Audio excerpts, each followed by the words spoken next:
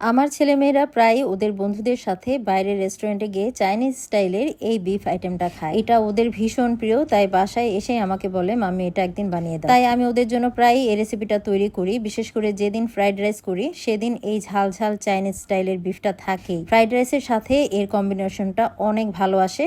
শুধু ওরাই না, আমাদের পুরো পরিবারের কাছেই এই রেসিপিটা খুবই পছন্দের। তাই ভাবলাম এত মজার একটা রেসিপি আপনাদের সঙ্গেও শেয়ার করি। আপনারাও অবশ্যই একদিন বাসায় তৈরি করে দেখবেন। খাওয়ার পর কেমন লাগলো কমেন্ট করে আমাকে জানাতে কিন্তু ভুলবেন না। আর রেসিপিটা এখনই শেয়ার করে রেখে দিন, যাতে পরে খুঁজতে না হয়। তাহলে আর কথা না বাড়াই, চলুন শুরু করা যাক আজকের দারুণ মজার চাইনিজ স্টাইলের বিফের রেসিপি। আমি এই রেসিপির জন্য 3 টাইপের ক্যাপসিকাম নিয়ে নিয়েছি। আপনার হাতের কাছে যেটা অ্যাভেলেবেল থাকে সেটা দিয়ে করে নিতে পারেন। আর এরকম সবুজ, লাল, হলুদ রঙের ক্যাপসিকাম দিয়ে করলে দেখতে সুন্দর লাগে, কালারফুল লাগে। সাথে একটা মিডিয়াম সাইজের সাদা রঙের পেঁয়াজ নিয়ে নিয়েছি, এটাকেও একটু স্কোয়ার শেপে কেটে নিলাম। আর লাগবে আমাদের স্প্রিং অনিয়ন, এগুলো কেটে নিলাম। আর এখানে আমি বিফ নিয়েছি আজকে 500 গ্রামের মতো। বিফগুলো হাড় চর্বি ছাড়া একেবারে সলিড বিফ দিয়ে করতে হবে। থিনলি স্লাইস করে কেটে নিয়েছি। এগুলোকে ধুয়ে পানি ঝরিয়ে নিয়েছি।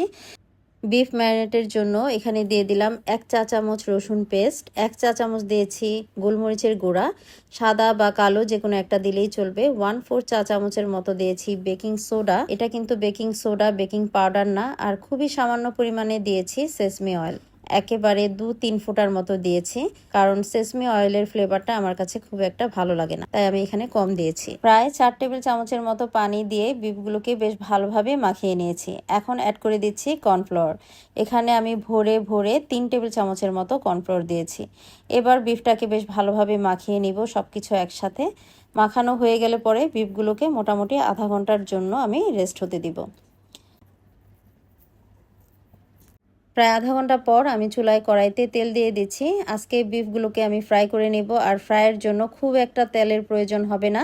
আমি এখানে অল্প তেলে বিফগুলোকে ফ্রাই করে নিচ্ছি। আপনারা দেখতেই পাচ্ছেন আমি একে একে কিন্তু তেলটা গরম করে বিফগুলো দিয়ে দিচ্ছি। এক পিঠ বেশ ভালোভাবে ভাজা হয়ে গেলে পরে অপর পাশটাও কিন্তু আমি খুব সুন্দর মতো ভেজে নেব। অর্থাৎ বিফগুলোকে আমি একটু ক্রিস্পি মুচমুচে করে ভেজে নেব। আর এখানে যেহেতু আমি কর্নফ্লাওয়ার দিয়েছি, তাই বিফগুলো কিন্তু ভাজার সময় দেখবেন যে বিফগুলো খুব সুন্দর মুচমুচে হয়ে ভাজা হচ্ছে। আমি 2টা ব্যাচে বিফগুলোকে ভেজে নিয়েছি। বিফগুলো ভাজা হয়ে গেল, প্লেটে এক পাশে সরিয়ে নিয়ে আমি সেম তেলে দিয়ে দিব রসুন আর গিয়ে আদা কুচি। আমি এখানে কিছুটা তেল কমিয়ে রেখেছি। এখন আদা আর রসুন কুচিগুলোকে দিয়ে বেশ ভালোভাবে নাড়াচাড়া করে কিছুক্ষণ ভেজে নিতে হবে।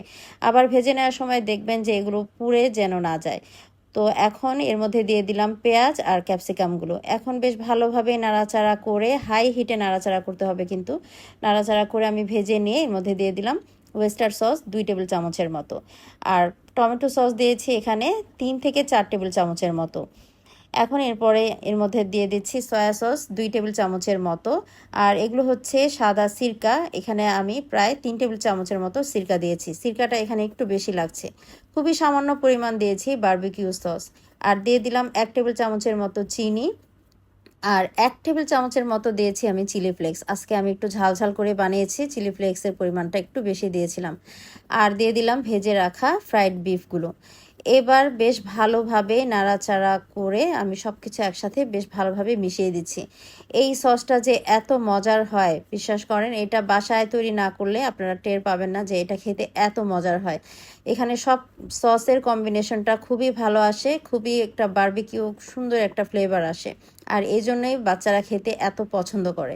হয়ে গেছে, কিছুক্ষণ নাড়াচাড়া করে ভেজে নিয়ে আমি এর উপর দিয়ে দিলাম স্প্রিং অনিয়ন, দিয়ে আবারও বেশ ভালোভাবে নাড়াচাড়া করে মিশিয়ে দিলাম। ব্যাস, চুলার আঁচটা কিন্তু আমি শুরু থেকেই হাইতে রেখেছি। এখানে চুলার আঁচ আমি 1 ফোঁটাও কমাইনি, অর্থাৎ হাইতে রেখেই কিন্তু এই ভাজাটা ভেজে নিতে হবে, তাহলেই কিন্তু আপনি প্রপার টেস্টটা আনতে পারবেন। তো হয়ে গেছে, আমি এখন গরম গরম একটি প্লেটে সার্ভ করে নিব। এটা শুধুমাত্র যে ফ্রাইড রাইসের সাথেই খাওয়া যায় তা না, আপনি কিন্তু সাদা ভাতের সাথেও পরিবেশন করে দেখতে পারেন, ওইটাও খেতে বেশ ভালো লাগবে। বিফ তো আমরা অনেকভাবেই রান্না করে খেয়ে থাকি, এভাবেও একদিন করে দেখবেন। আর বিফের পাশাপাশি কিন্তু সেম পদ্ধতিতে আপনি চিকেন দিয়েও করে নিতে পারেন। তো রেসিপিটি যদি ভালো লাগে অবশ্যই শেয়ার করে দেবেন, লাইক কমেন্ট করে জানাবেন কেমন হয়েছে।